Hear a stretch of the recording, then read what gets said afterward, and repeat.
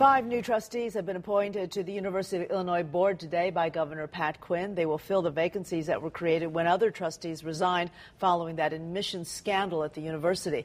ABC 7's Charles Thomas joins us with more about today's appointments. Charles? Linda Allen, one of the trustees who voluntarily resigned last month, was reappointed by Governor Quinn today, who added 4 additional new faces to the U of I board, which has its next scheduled meeting next week on September 10th.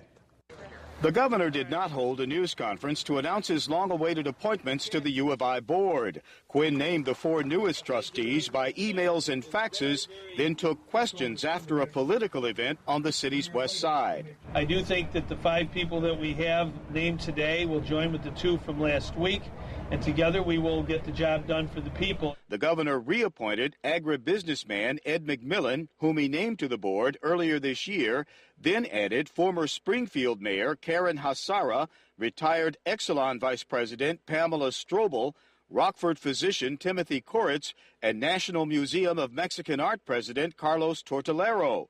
The 4 newcomers replaced former board members who were not involved in the admissions scandal, but who resigned voluntarily at the governor's request.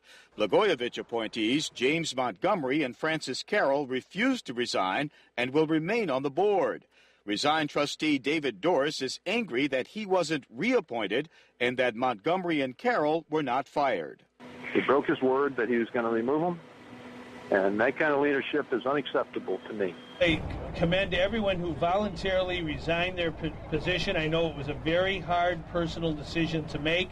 I think the people of Illinois should be grateful to them for making that decision. The governor appointed 2 other newcomers last week, Merchandise Mart President Christopher Kennedy and Boeing Company lawyer Lawrence Oliver. They replaced Lawrence Epley and Niranjan Shaw, who investigators say had inside knowledge of a system to admit unqualified but clout-heavy applicants to the university.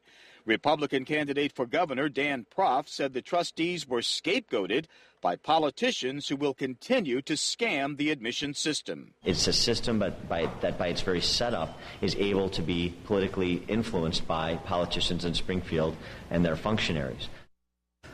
Proft advocates a blind admission system without names in which each applicant is given a number so there can be no preferences based on politics. The newly formed U of I board meets at 9 a.m. next Thursday on the Champaign-Urbana campus. Linda Allen, one of the first orders of business will be to decide the fates of University President B. Joseph White and Champaign-Urbana Chancellor Richard Herman. All right, thanks very much. Charles.